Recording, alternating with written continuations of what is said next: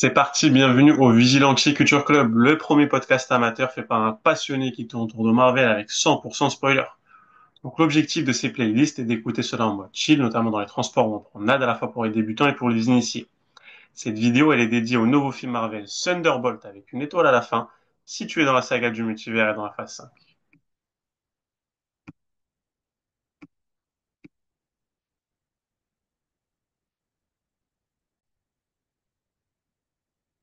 Alors, en première partie, nous allons parler des informations.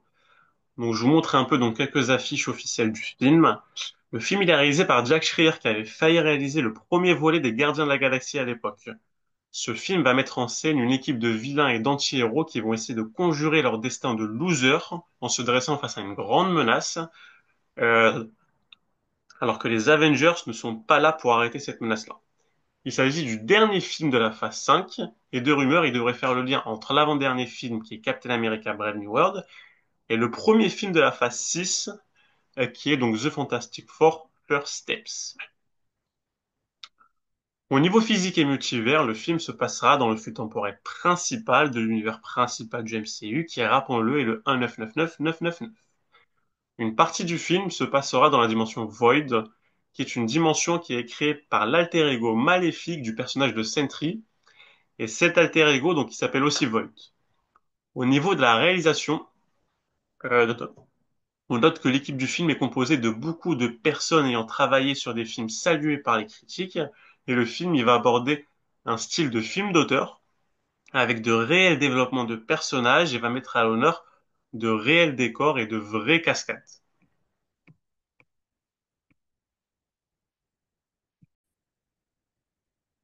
En seconde partie, nous allons parler de l'analyse des teasers, trailers et autres TV spots. Alors, il y a eu donc un premier grand teaser qui a été sorti il y a 7 mois, avec une musique mélancolique, avec la présentation du roster, avec donc le personnage de Yelena qui vit donc une crise existentielle, et une scène donc de mission suicide pour le personnage de Yelena, de John, de Ava et de Taskmaster, donc pour récupérer le personnage de Bob dans un coffre-fort. Ensuite, il y a eu donc un premier donc look up avec une scène de 5 minutes du film où c'est la scène de course-poursuite de Bucky face aux autres Thunderbolts. Et ensuite, il y a eu donc un gros trailer donc qui a été suivi de plusieurs donc TV spots. Et moi, je vous montre donc le gros trailer donc avec une musique rétro donc qui rappelle la repentance. Donc on voit aussi donc Void qui fait donc un carnage dans New York et qui bat les Thunderbolts. On voit aussi un peu la dimension Void. On comprend les pouvoirs de Void. Et on voit que la tour des Avengers est devenue la Watchtower. Donc d'ailleurs, dans les TV spots qui vont suivre, donc on voit aussi le personnage de Songbird, qui est un personnage donc historique du roster des Thunderbolts. Donc je vous laisse un peu regarder les images de ce trailer, qui est vraiment bien. Donc tous les trailers qui ont été sortis, les teasers et autres TV spots sont très intéressants.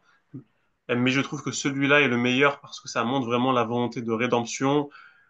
Donc cette équipe qui est en train de se construire et aussi la difficulté de battre le personnage de Void qui est extrêmement puissant.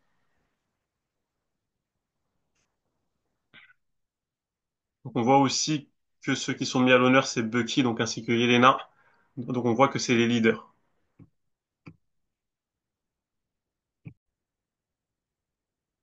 En partie 3, nous allons parler des personnages. Alors donc d'abord les personnages qui sont sûrs et certains d'être présents dans le film. Alors donc on va commencer donc avec les protagonistes. Donc l'équipe des Thunderbolts. Alors il y a donc euh, la personne qui a formé en fait cette équipe, c'est le personnage de Valentina Allegra Desfontaines. Donc on l'a vu dans plusieurs projets, dont donc Falcon and the Winter Soldier, euh, qui fait donc de John Walker donc l'US Agent et aussi dans la série donc de Hawkeye afin de recruter le personnage de Yelena Belova. Elle remplace un peu le rôle de Zemo dans les comics parce que donc on rappelle que dans les comics la première personne qui va fonder cette équipe des Thunderbolts c'est Zemo. Et ensuite il y a eu donc plusieurs itérations, donc notamment donc une qui était donc dirigée donc euh, euh, par le personnage du Red Hulk et une qui va être donc dirigée donc par le personnage donc de Norman Osborn. Alors je continue un peu la liste et c'est les personnages que vous voyez donc dans cette photo donc officielle. Donc, on a le personnage de Bucky Barnes donc alias le Winter Soldier ou le White Wolf. Il remplace le rôle donc de Hawkeye parce que donc dans les comics on a donc un Avengers qui va un peu être le leader de cette équipe des Thunderbolts. Donc dans les comics c'est Hawkeye et dans le MCU c'est Bucky.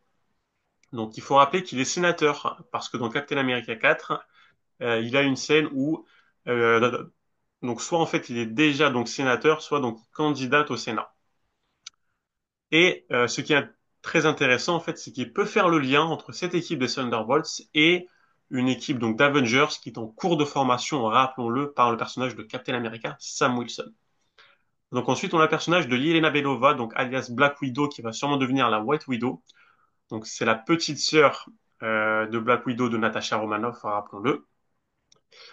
C'est un personnage qui va vraiment être mis donc à l'honneur, car on note un très grand charisme de l'actrice, donc Florence Pugh, et elle a des pouvoirs de combattante. C'est une très bonne combattante et entre guillemets, donc elle n'a pas de pouvoir de méta-humain. Alors ensuite, donc à la gauche de Bucky, donc vous voyez le personnage de John Walker, alias donc l'US Agent. On peut dire qu'il remplace donc le rôle de Captain America par rapport donc aux original Avengers. Il n'est plus le Captain America depuis le meurtre filmé d'un Flag Smashers, excusez-moi.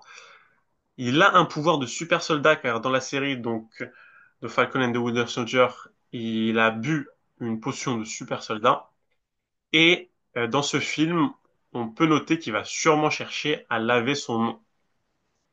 Alors ensuite, à droite de Bucky, on a le personnage donc de Red Guardian, donc Alexei.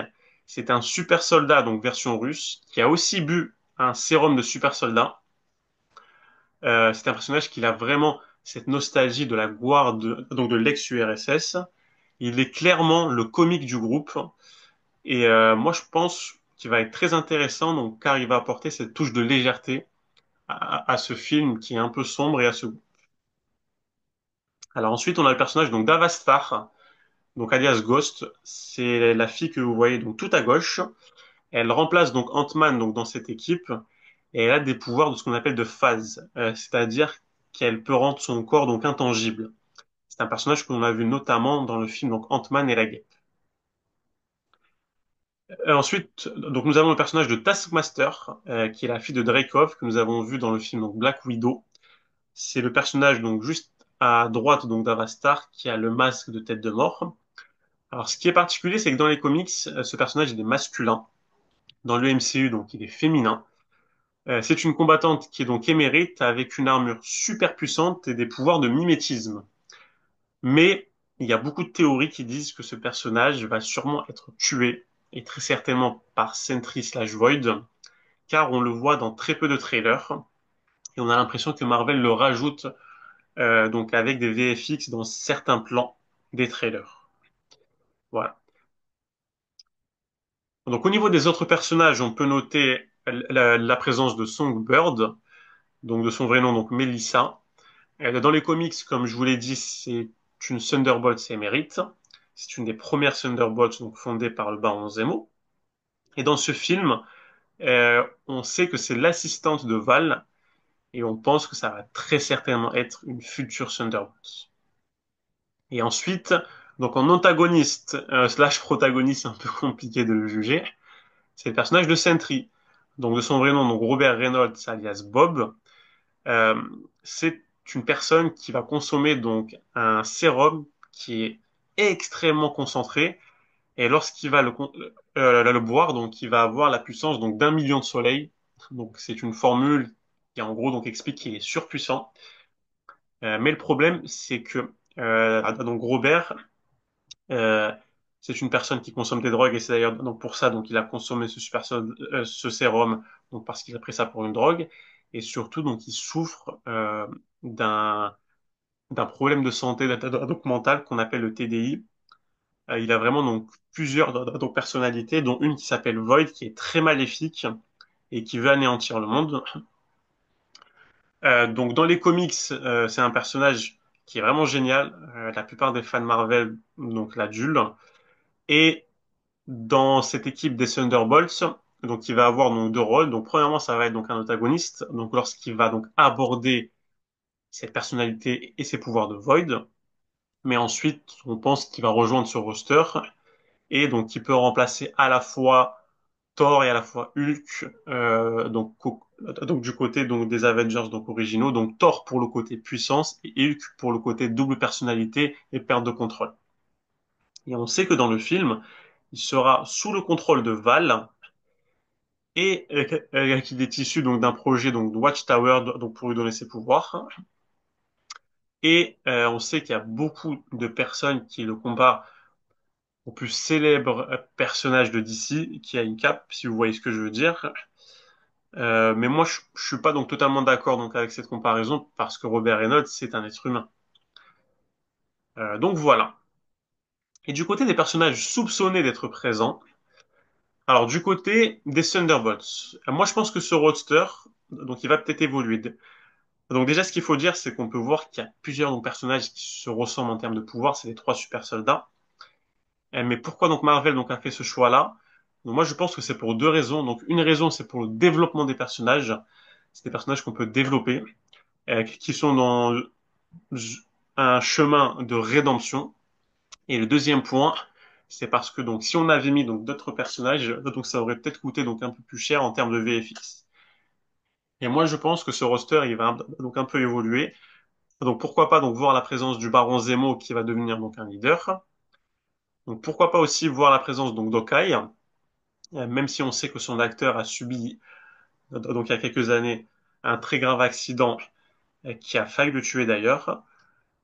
On peut voir aussi donc pourquoi pas le personnage de Punisher, donc dans une équipe des Thunderbolts dans les comics, il fait partie de cette équipe-là. Donc pourquoi pas aussi voir le personnage du Red Hulk. Donc pour rappel, il est emprisonné donc à la prison du Raft et il pourrait être un peu le Hulk donc de cette équipe de Thunderbolts. Et pourquoi pas, mais ça je pense ça va plus être dans un film Thunderbolts 2, donc la présence du Scorpion et de Bullseye, donc parce que c'est des personnages donc iconiques dans les comics, donc d'une itération qu'on appelle les Dark Avengers, euh, donc qui est en fait donc une équipe donc de Thunderbolts. Et le personnage de Bullseye, donc pareil, il est donc très iconique donc dans les comics. Euh, donc moi je pense que Bullseye, donc on va le voir donc dans la série donc Daredevil Born Again, et il va faire son petit bonhomme de chemin. Donc du côté du Scorpion, donc pourquoi pas le voir dans un film donc Spider-Man 4, Brand New Day, et ensuite donc pourquoi pas les voir dans un film Thunderbolts 2. C'est c'est ce que je rêve. Et du côté des caméos, alors pourquoi pas voir soit dans le film, soit en scène donc post-générique. Alors donc dans le film, donc moi je verrais bien donc une apparition de Deadpool de l'univers donc 10.005. Alors pourquoi je dis ça? C'est parce qu'en fait Deadpool dans les comics, il fait partie aussi d'une itération donc d'une équipe de Thunderbolts qui est dirigée par le Red Hulk. Pourquoi pas voir aussi le personnage donc d'Electra. Donc pourquoi je dis ça? Parce que aussi donc dans les comics, elle fait partie là, donc d'une itération des Thunderbolts. Et ensuite de manière donc un peu plus connectée donc au MCU, donc pourquoi pas voir un ou plusieurs personnages des New Avengers qui sont en train d'être conçus par Sam Wilson. Et pourquoi pas voir aussi des X-Men de l'univers donc 10005, voire même donc les quatre fantastiques du film donc The Fantastic Four First Step dans des scènes euh, donc d'incursion. Pour rappel, donc une incursion, c'est lorsque donc la frontière entre un donc ou deux univers donc elle s'érode et en fait les deux univers ils vont rentrer en collision et soit donc un univers soit les deux vont être détruits. Et on sait que c'est vers ça qu'on tend dans la phase 6 de la saga du multivers et on l'a d'ailleurs même vu dans la phase 4 et on le voit un peu dans la phase 5. Donc voilà du côté des personnages.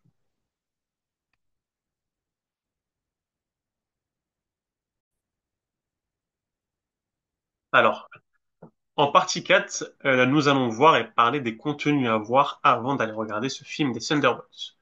Donc, je vous ai mis donc à l'écran toutes les affiches officielles des films et séries à voir. Donc, en haut, vous avez les films de la saga de l'infini, donc la première saga. Et en dessous, donc, vous avez les films et séries de la deuxième saga, la saga du multivers. Et j'ai pas fait de précision, donc est-ce que c'était la phase 4 ou la phase 5. Donc, pour comprendre ce film, donc, il faut avoir vu tous les projets d'origin story des personnages des Thunderbolts. Donc, il y a donc Captain America The First Avenger, donc Captain America The Winter Soldier, donc Captain America Civil War. Il y a euh, donc Ant-Man et la Guêpe. Et ensuite, pour comprendre euh, les personnages aussi, donc il faut aller voir donc les projets donc de Black Widow, donc la série donc The Falcon and the Winter Soldier, donc la série Hawkeye, le film de Black Panther.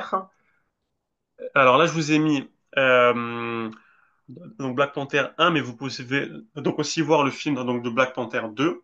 Et pourquoi? Parce que c'est là où on apprend donc un peu plus du côté donc du personnage de Val. Euh, donc la série donc Secret Invasion et le film donc, Captain America donc Brave New World qui brasse un peu le portrait euh, de la réalité donc géopolitique du monde. Et on sait que ce film des Thunderbolts, il va aborder quand même euh, donc l'arc politique et l'arc euh, donc géopolitique du MCU. Et pour comprendre les possibles interactions donc, entre les personnages ou les événements du film avec l'intrigue globale de la saga du multivers, je vous conseille aussi de voir le film donc The Marvels, le film donc Deadpool et Wolverine, et de vous intéresser au film donc The Fantastic Four donc First Steps, car dans ces films-là, on présente donc d'autres univers, donc en l'occurrence l'univers des X-Men de la Fox, donc l'univers donc 1005, et donc l'univers donc des nouveaux donc 4 Fantastiques, dont on ne connaît pas d'ailleurs le numéro de cet univers-là. Voilà.